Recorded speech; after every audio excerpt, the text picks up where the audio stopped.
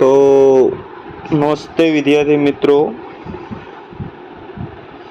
मैं study with Ahir में रमेश आहिर आपके लिए लाया हूँ हड़प्पा सभ्यता का इतिहास। स्टेट स्पीसीएस यानी मैं गुजरात से हूँ तो मैं गुजरात लक्ष्य एग्ज़ाम का ही ज़्यादा पढ़ाऊँगा। तो शुरुआत की है अभी चैनल की, तो ज़्यादा बकवास ना करते हुए शुरू करते हैं आज की वीडियो। हड़प्पा सभ्यता, इसे हड़प्पा सभ्यता इसलिए कहा जाता है क्योंकि दयाराम साहनी, नोट कीजिए मित्रों, दयाराम साहनी ने 1 मिनट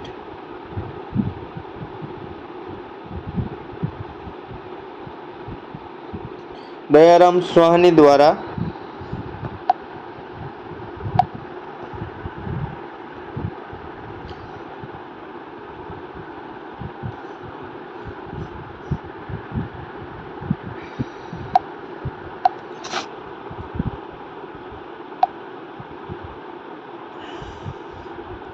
वन मिनट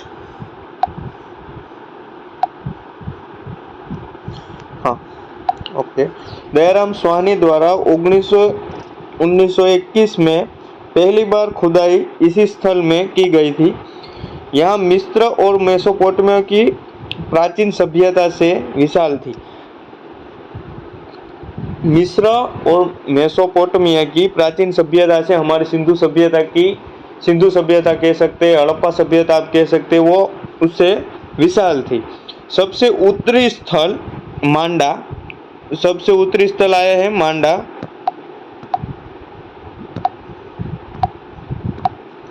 उत्तरी स्थल है मांडा, वो जम्मू कश्मीर में है। दक्षिणी स्थल है दाइमाबाद, वो महाराष्ट्र में आया है।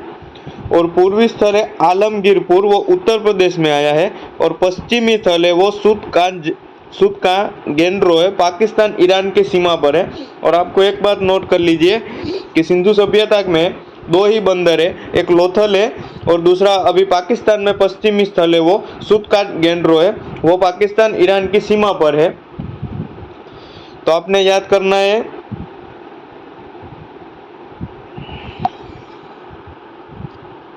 वन मिनट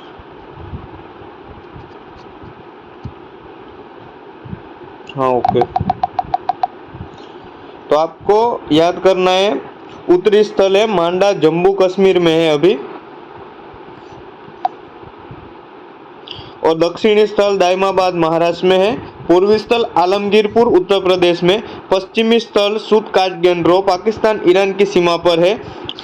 विद्यार्थी मित्रों, इतना आप याद कर लीजिए। उसके बाद महत्वपूर्ण विशेषताएं हम देखते हैं हड़प्पा सभ्यता की, कि गीड पद्धति के तर्ज पर व्यवस्थित नगर नियोजन, निर्माण में पक्की हुई ईंटों का उपयोग हुआ है। विद्यार्थी मित्रों, इसे नोट कीजिए कि निर्माण में पक्की हुई ईंटों का उपयोग हुआ है। भूमिगत जल निकास प्रणाली है। मिट्टी के बर्तनों, मुहर और लिपि का प्रयोग, दुर्गीकृत नगर नियोजन, चन्हुदड़ों को छोड़कर सभी दुर्गीकृत नगर नियोजन है। और आगे बढ़ते हैं हम।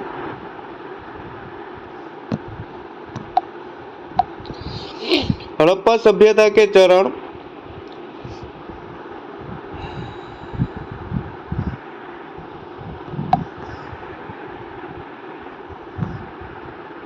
वन मिनट, क्या अभी शुरू किया है ना तो थोड़ी तकलीफ पड़ेगी।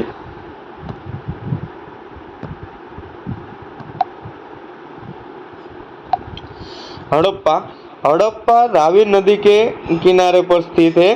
हड़प्पा आपको पूछ सकता है कि हड़प्पा कौन सी नदी के किनारे पर स्थित है, वो रावी नदी के स्तर पर। हड़प्पा के अंदर हमें क्या क्या मिला वो हम देख सकते हैं। अन्नागार, लाल बलुआ पत्थर से निर्मित मानव का धड़, लाल बलुआ पत्थर से निर्मित मानव का धड़, पत्थर से बने लिंग और योनि के प्रतीक चित्रित मृदभांड, मातृ देवी की मूर्ति, पासा आदि। अब हम देख सकते हैं मोहनजोदड़ो आगे 1922 ईस्वी सन में रखालदास बनर्जी के द्वारा खोजा गया सिंधु सभ्यता का सबसे बड़ा स्थल पूर्ण समाधान, विशाल अन्नागार, विशाल स्नानागार, इस सभ्यता का सबसे बड़ा भवन पशुपति की मुहर। याद रखना विद्यार्थी मित्रों, मोहनजोदड़ो में पशुपति की मुहर, कांस्य की बनी नर्तकी की मूर्ति, सबसे बड़ा विशाल अन्नागार कहाँ से मिला है आपको पूछ सकता है। तो मोहनजोदड़ो में उसकी शोध किसने की थी? तो 1922 में मोहनजोदड़ो की शोध रखालदास बनर्जी के द्वारा खोजा गया था। अब आएंगे चन्हुदोदड़ो सिंधु सभ्यता में।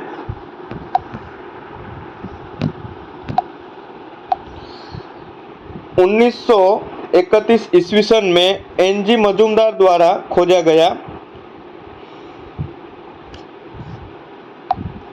ड्वाल लिपस्टिक धातुकार, लिपस्टिक याद रखना, महिलाएं सौंदर्य प्रसाधन की जो वस्तुएं मिलती है उसमें लिपस्टिक कहाँ से मिला है? तो चन्हुदोदड़ो में से मिला है। धातुकार, शैल आभूषण निर्माता और मन का निर्माता, ईंट पर कुत्ते बिल्ली के पद चिन्ह। तो आपको ये नया प्रश्न लग रहा है मुझे, ईंट पर कुत्ते बिल्ली का पद के चिन्ह कहाँ से मिले? तो चन्हुदोदड़ो से मिले। मिट्टी की बैलगाड़ी, कांस्य के खिलौना गाड़ी, लोथल। 1953 में ईस्वीसन SR राव के द्वारा खोजा गया लोथल कहाँ पड़ता है? तो वो अहमदाबाद, गुजरात के अहमदाबाद स्थित लोथल वहाँ पर पड़ता है और सबसे बड़ा बंदर है वो, और सबसे ज़्यादा हड़प्पा सभ्यता की और सिंधु सभ्यता दोनों बोले वही एक ही है। उसकी सबसे ज़्यादा साइट भी गुजरात के अंदर ही पाई जाई है। आज़ादी के बाद 100 से प्लस साइट वहाँ पर मिली हुई है। 1953 में ईस्वीसन SR राव द्वारा खोजा गया किसको? लोथल को। अब नोट कीजिए कि 1900 इसमें 53 लिखा हुआ है पर 1956 आएगा, ये आप नोट कर लेना। 1956 कहाँ मिला? लोथल। कहाँ से, किसने शोध की उसकी? SR राव द्वारा। कहाँ पर? गुजरात में स्थित है। महत्वपूर्ण समुद्री व्यापारिक स्थल है। मैंने आपको बोला था कि हड़प्पा सभ्यता में 2 ही बंदर है, वो है सूतकाजेंड्रो और लोथल। और लोथल अभी हमारे इंडिया में स्थित है और सूतकाजेंड्रो वो पाकिस्तान ईरान की सीमा पर स्थित है, वो अभी इंडिया का भाग नहीं रहा। समाधान स्थल गोदीबाड़ा, अन्नागार, चावल की भूसी, दोहरा समाधान, स्त्री और पुरुष के एक साथ दोनों धड़ मिले। कहाँ पर मिले? धड़ यानी स्त्री और पुरुष के डेड बॉडी मिली, वो कहाँ पर मिली?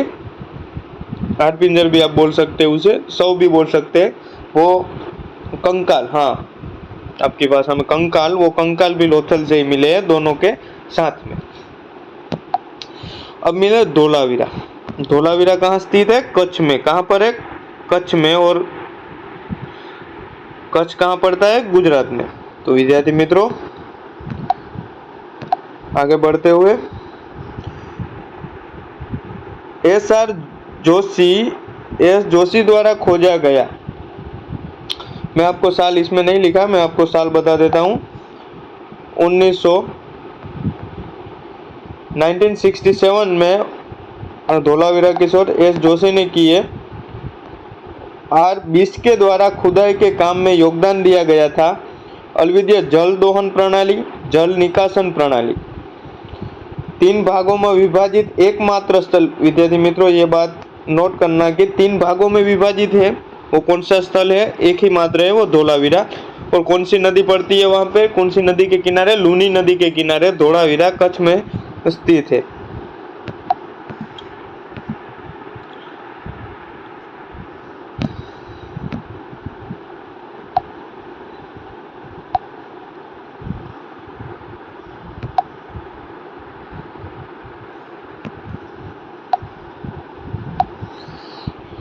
अब सूतकोंडा खोज करता है एस जोशी 1964 में एकमात्र स्थल जहां घोड़े के अवशेष पाए गए हैं।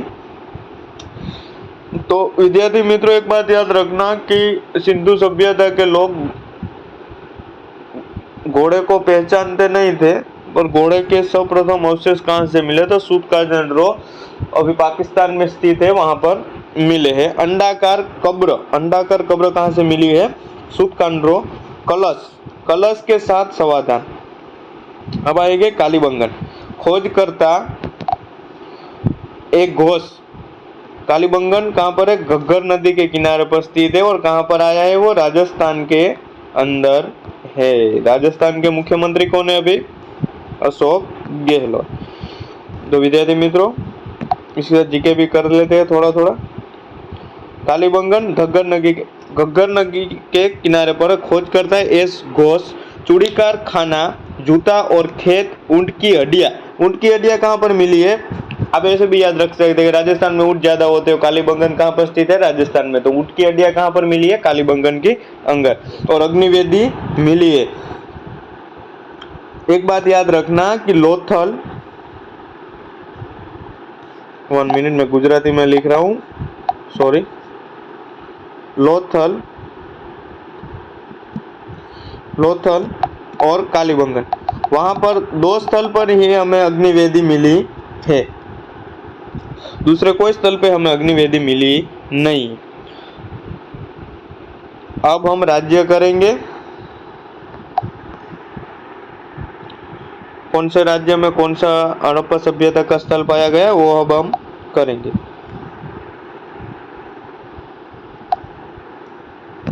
One minute, sorry friends. हाँ, ओके। तो कलर चेंज कर लेते हैं। ओके। हरियाणा कहाँ पर स्थित है? पंजाब के पास में। हरियाणा का पाटनगर कौन सा है? चंडीगढ़। पंजाब का पाटनगर कौन सा है? चंडीगढ़। अब हरियाणा में बनावली, घग्गर नदी के किनारे, अंडाकार बस्तियां, व्यवस्थित जल निकास प्रणाली का अभाव, जौ के दाने कहाँ पर पाए गए? हरियाणा में बनावली के किनारे पे। लापसी लजूली वो एक पत्थर होता है, वो कहाँ पर मिला है? हरियाणा। अग्निवेदिका यहाँ पर लिखा है, पर मैंने एनसीईआरटी के आधार पर देखा है कि हरियाणा के बनवाली में अग्निवेदिका, ये आप कैंसिल कर देना, क्योंकि अगर स्टेट पीसीए गुजरात में डीवाईएसओ की 2021 में जो एग्जाम लिए उसमें पूछा गया था कि उपरोक्त पैसे कौन से स्थलों में से अग्निवेदियां मिले थे, उसमें बनावाली भी था, पर ऑप्शन उसने जवाब दिया था कि हरियाणा नहीं दिया था, पर कालीबंगन और रोहतक और दो ऑप्शन सही किया गया था, तो बनवाली नहीं आएगा।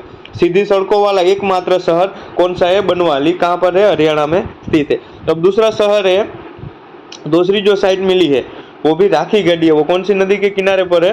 घग्गर नदी के किनारे पर। सिंधु घाटी सभ्यता का सबसे बड़ा भारतीय स्थल, तो राखी गढ़ी कहाँ पर स्थित है?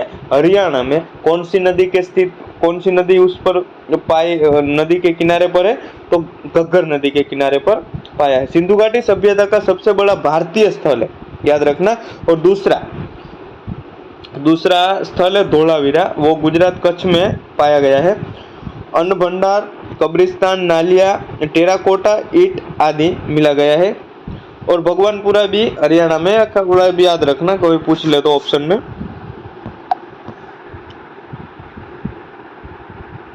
अब आएंगे पंजाब में रोपड़ एक साइड पाई गई है सिंधु सभ्यता की, वो सतलज नदी के किनारे पर है।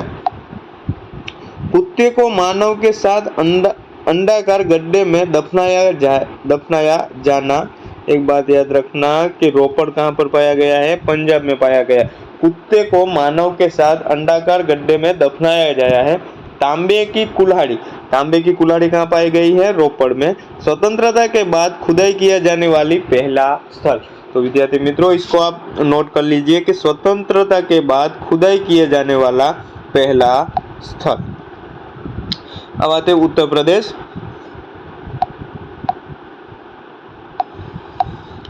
उत्तर प्रदेश में मिला है आलमगीरपुर, वो कहाँ पर स्थित है? यमुना नदी के तट पर स्थित है। टूटे हुए तांबे के ब्लेड, सिरेमिक की बनी वस्तुएं और एक गड्ढे में कपड़े की छाप। एक गड्ढे में कपड़े की छाप, टूटे हुए तांबे के ब्लेड, सिरेमिक से लंबी बनी वस्तुएं और एक गड्ढे में कपड़े की छाप।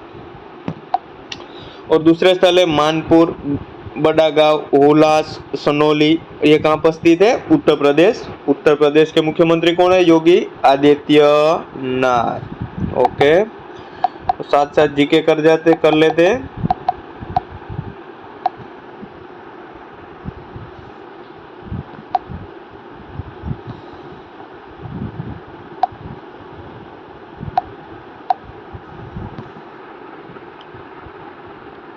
अब महाराष्ट्र,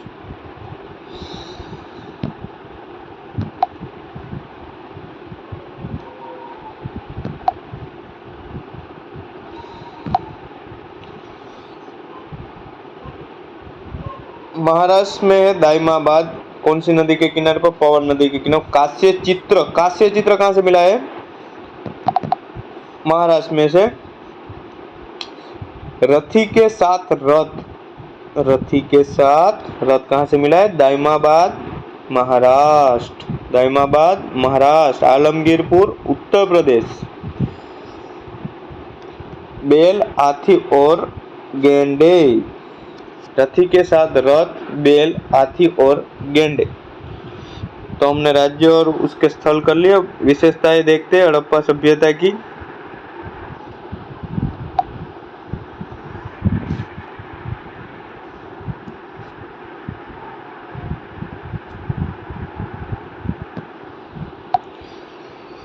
नियोजित शहर और संरचनाएं।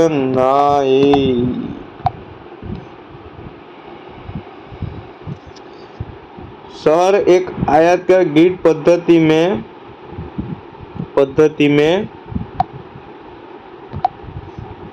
शहर एक आयताकार ग्रिड पद्धति में था, जहां सड़कें समकोण काटती थी। जिप्सम मोर्टार, समकालीन मिश्र सूखे हुए ईंटों का उपयोग किया गया था, के साथ पके हुए मिट्टी की ईंटों का इस्तेमाल किया जाता था। यह शहर दो भागों में विभाजित था। ऊंचाई पर बना मंच, जिसे दुर्ग कहा जाता था, और नीचे बनाया गया, जिसे निचला शहर या श्रमिकों का गृह होता था। ज्यादातर इमारतों में निजी कुएं और हवादार स्नानागार थे। मिस्र और मेसोपोटामिया सभ्यता के विपरीत मंदिर या महलों जैसी बड़ी स्मारकीय संरचनाएं नहीं पाई गई है। मिस्र और मेसोपोटामिया सभ्यता के विपरीत मंदिर या महलों जैसी बड़ी स्मारकीय संरचनाएं नहीं पाई गई है। कहाँ पर नहीं पाई गई है? हड़प्पा सभ्यता में। और यह सब कहाँ पाया गया है? मिस्र और मेसोपोटामिया सभ्यता में पाया गया है। उन्नत जल निकास प्रणाली कहाँ पाई गई है? हड़प्पा सभ्यता में। अब हम कृषि देखते हैं।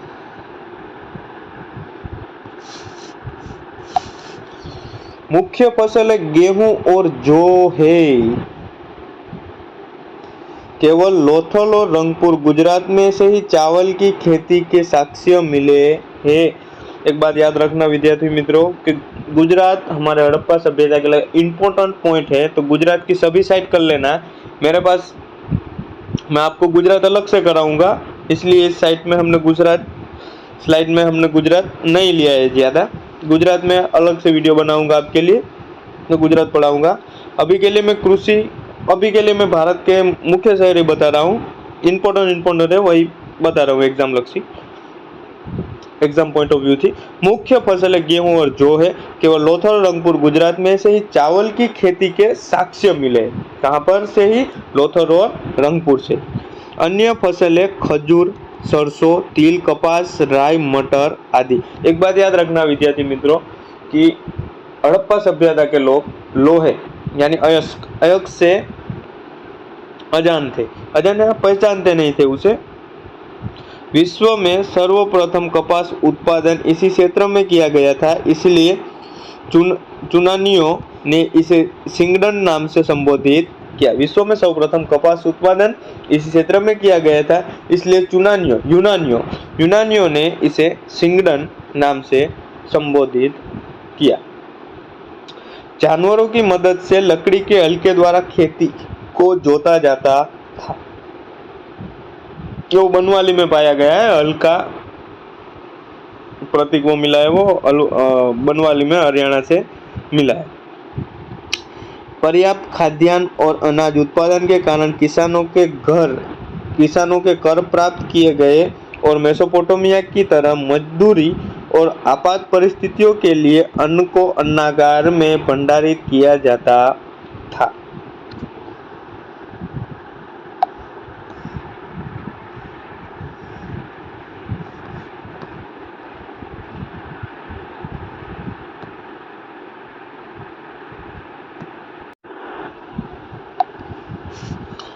जानवरों को पालतू बनाना, बैलों, भैंसों, बकरियां, भेड़ों, सुअरों, कुत्तों, बिल्लियां, गधों और ऊंटों के पालतू बनाया गया था। सर्वप्रथम पालतू प्राणी कौन सा है? कुत्ता। कुबई वाला बैल हड़प्पा सभ्यता का प्रतीक भी बोल सकते हो और प्रिय पशु भी था। कुड़ वाला यानी एक सिंग वाला। यह अश्व केंद्रित सभ्यता नहीं थी। यह आप नोट करना है, अश्व केंद्रित सभ्यता नहीं थी, लेकिन सूतकांड्रो, मोहनजोदड़ो, लोथल से इसके साक्ष्य हुए हैं। यानी घोड़े के अवशेष लोथल है, मोहनजोदड़ो है और सूतकांड्रो है, वहां से प्राप्त हुए हैं। ये शहर से परिचित नहीं थी, याद रखना, ये शहर से परिचित नहीं थे। यहाँ पर हाथी और गेंडे प्रसिद्ध थे। हाथी और गेंडे प्रसिद्ध थे।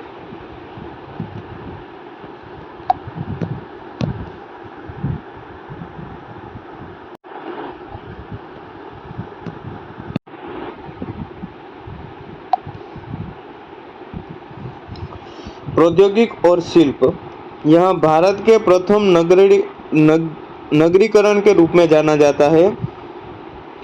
पत्थर का प्रयोग प्रचलन में था, लेकिन उन्हें अच्छी तरह से क्रास्य में ज्ञान था। कभी कभी टीन के बजाय तांबे के साथ आर्सेनिक को मिश्रित किया जाता था। चूंकि न तो टीन और न ही तांबा इस क्षेत्र में आसानी से उपलब्ध था, इसलिए कांस्य उपकरण प्रचुर मात्रा में इस क्षेत्र से नहीं मिलते हैं। लोग लोहे से परिचित नहीं थे, मैंने आपको बताया था ना, ये लोग लोहे से परिचित नहीं थे। महत्वपूर्ण शिल्प, कताई, ईंट बनाना, नाव बनाना, मुहूर बनाना, मृदभान का निर्माण, कुंभकार का चाक, पहिया, स्वर्णकार, मनका बनाना। मनका की फैक्ट्री कहाँ से मिली है? लोथल, गुजरात से मिली। मैं आपको बता देता हूँ, गुजरात का वीडियो आएगा, उसमें आपको गुजरात के संपूर्ण हड़प्पा सभ्यता की साइड हम उसमें करेंगे। व्यापार एवं वाणिज्य हम करते हैं अभी। हड़प्पा सभ्य व्यापार, अन्नागारों, मुहरों, एक समान लिपि और विनियमित भार और मानक द्वारा समर्पित था। अंतर क्षेत्रीय व्यापार के साथ साथ विदेशी व्यापार में संलग्न थे। सुमेरियन ग्रंथ मेलुहा के साथ व्यापारिक संबंध के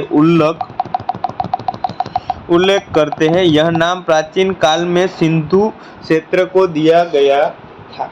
कौन सा नाम? मेलुहा।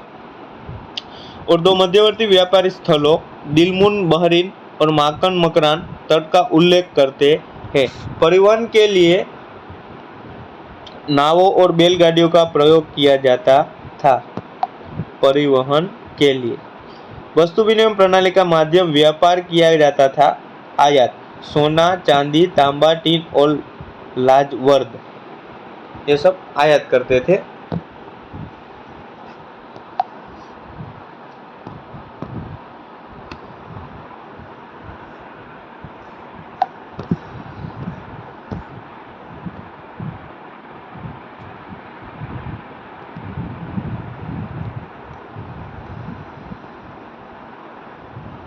तो विद्यार्थी मित्रों, आज हम इतना ही रखते हैं, वीडियो बहुत लंबा हो जाएगा। नेक्स्ट वीडियो में हम हड़प्पा सभ्यता पूरा कर देंगे। अभी 2 स्लाइड बाकी है और हम नेक्स्ट वीडियो में करेंगे। Okay, thank you. वीडियो पसंद आए तो लाइक करना, शेयर करना और सब्सक्राइब करना। Thank you. जय हिंद, जय भारत।